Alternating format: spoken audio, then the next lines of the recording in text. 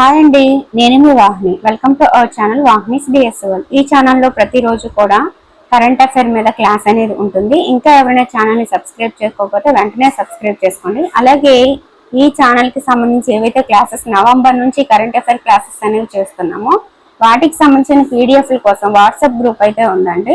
మీకు ఏ month PDF కావాలి ఏంటనే వివరాలతో 9494163477కి మెసేజ్ చేస్తే వాళ్ళు మీకు పీడిఎఫ్ని అందిస్తారు. కేవలం మంత్లీ 20 రూపీస్ మాత్రమే. ఓకే, ఇప్పుడైతే మనం క్లాస్ని స్టార్ట్ చేసుకుందాం.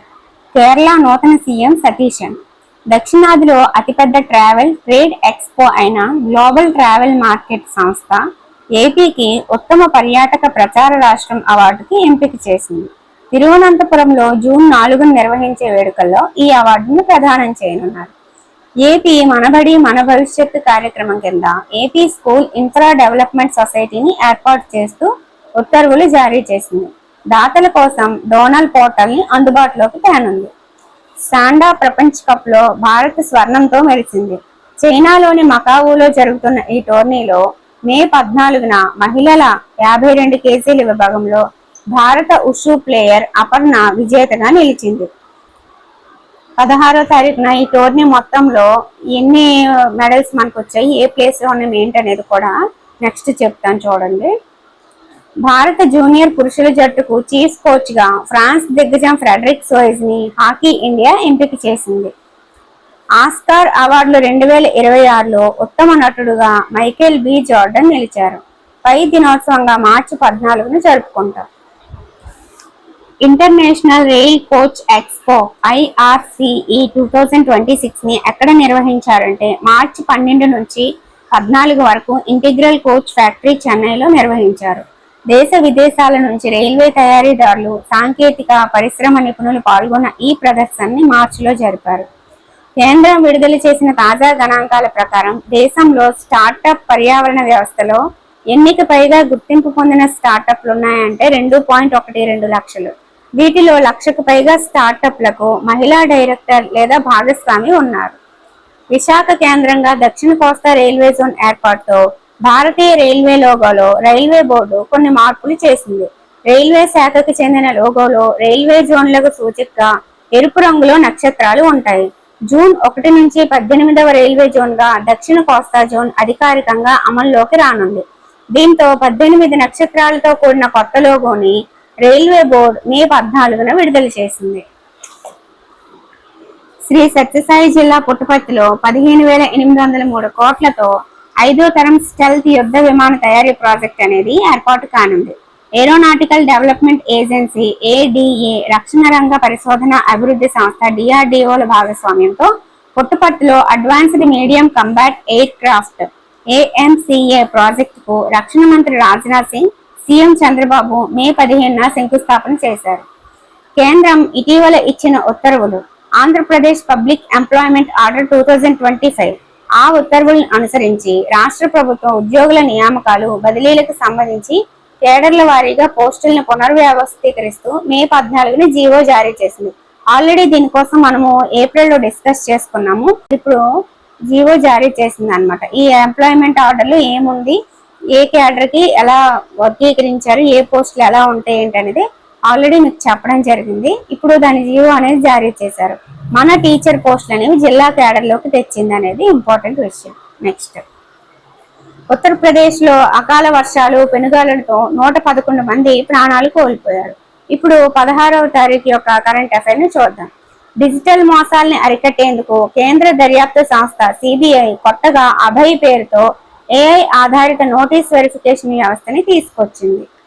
UAE అధ్యక్షుడు Mohammed bin Zayed Al Nahyan తో అబుదాబిలో నరేంద్ర మోదీ భేటీ అయ్యారు.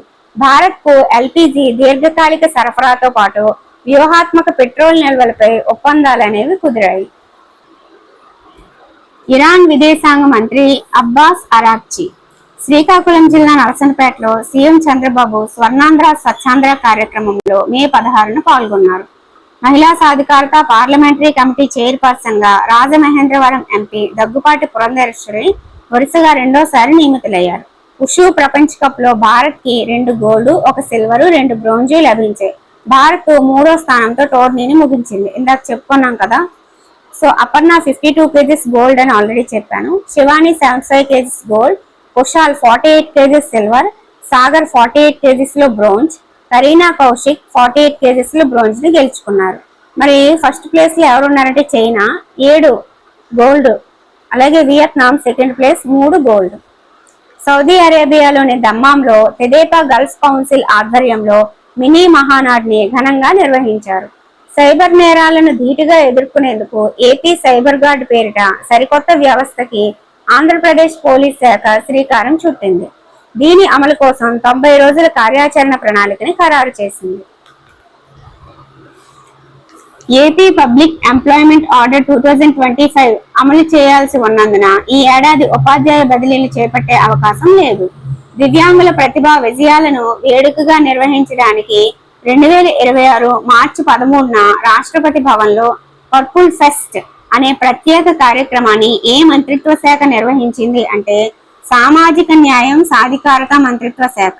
రాష్ట్రపతి ద్రౌపది ముర్ము ఈ కార్యక్రమంలో పాల్గొన్నారు. దాని పేరేంటి? Purple pest. ఎవరి కోసం? దివ్యాంగుల ప్రతిభా విజయాలని వేడుకగా నిర్వహించడానికి. భౌగోళిక రాజకీయ ఉద్రిక్తతల నేపథ్యంలో ఏ దేశం 2026 ఫిఫా ప్రపంచ కప్ నుంచి వైదొలిగింది అంటే ఇరాన్. 2026 జూన్ 11 నుంచి జూలై 19 వరకు ఈ ప్రతిష్టాత్మక టోర్నీని అమెరికా, కెనడా, మెక్సికో దేశాల్లో నిర్వహించనున్నారు.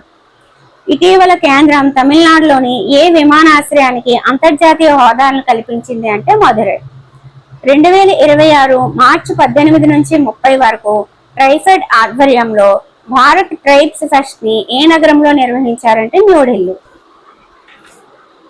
ఔషధి ఎక్స్ప్రెస్ పేరుతో హైదరాబాద్ నుంచి ప్రత్యేక ఫార్మసీ రైలుని ముంబైలోని జవహర్లాల్ నెహ్రూ పోర్ట్ వరకు మే 2న ప్రారంభించాలని కేంద్ర మంత్రి కిషన్ రెడ్డి మే 11న ఒక ప్రకటనలో హర్షం వ్యక్తం చేశారు. మధ్యప్రదేశ్లోని ధార్లో ఉన్న భోజ్శాల అనేది సరస్వతి ఆలయం అని హైకోర్టు తీర్పిచ్చింది. మాతృభాషలో విద్యా బోధన ఆవశ్యకత, ప్రభుత్వాల బాధ్యతని గుర్తు చేస్తూ సుప్రీంకోర్టు అర్థమయ్యే భాషలో బోధనతోనే మేధో వికాసం జరుగుతుందని చెప్పింది. బోధనా మాధ్యమం అనేది పిల్లల మాతృభాషలో ఉండాలని విద్యా హక్కు చట్టంలోని సెక్షన్ 29(2)(f) స్పష్టం చేసింది. ఇంధన అవసరాల కోసం దిగుమతులపైన అధికంగా ఆధారపడుతున్నాం. ఈ సమస్య నుంచి గట్టెక్కేందుకు బొగ్గు వాయువీకరణ కోల్ గ్యాసిఫికేషన్ విధానాన్ని కేంద్రం తాజాగా సంకల్పించింది. మరి ఏంటి కోల్ గ్యాసిఫికేషన్ అంటే? బొగ్గుని సింథటిక్ గ్యాస్ గా మార్చే ప్రక్రియని కోల్ గ్యాసిఫికేషన్ అంటారు. సింథటిక్ గ్యాస్ ని సిన్ గ్యాస్ అని కూడా పిలుస్తారు. మరి ఈ ఎస్ఎన్జి అనేది కార్బన్ మోనాక్సైడ్, హైడ్రోజన్, కార్బన్ డైఆక్సైడ్ల మిశ్రమం. స్వల్ప స్థాయిలో మీథేన్, నీటి ఆవిరి వంటివి కూడా ఉంటాయి. న్యూయార్క్ గవర్నర్ క్యాథీ హౌచిల్ ప్రత్యేక ప్రశంసా పత్రం పొందిన తొలి భారతీయుడు ఎవరంటే వికాస్ ఖన్నా. చైనా అధ్యక్షుడు షీ జిన్పింగ్. బ్రిక్స్ దేశాల విదేశాంగ మంత్రులు 2 రోజుల సదస్సు మే 14న ఢిల్లీలో ప్రారంభమైంది. ఈ సదస్సులో అధ్యక్షుడి హోదాలో జైశంకర్ ప్రారంభోపన్యాసం చేశారు. జైశంకర్ ఎవరు అంటే భారత విదేశీ వ్యవహారాల శాఖ మంత్రి. సో ఇక్కడితో మనకి 15, 16 తారీఖుల కరెంట్ అఫైర్ అనేది కంప్లీట్ అయిపోయింది. సో అన్ని విషయాల్ని కూడా వివరంగా తెలియజేయడం జరిగింది. ఈ వీడియో మీకు నచ్చితే ఖచ్చితంగా లైక్ చేయండి, వీలైతే మీ ఫ్రెండ్స్కి షేర్ చేయండి. ఫస్ట్ టైం చూస్తున్నట్లయితే మన ఛానల్ని సబ్స్క్రైబ్ చేసుకోండి.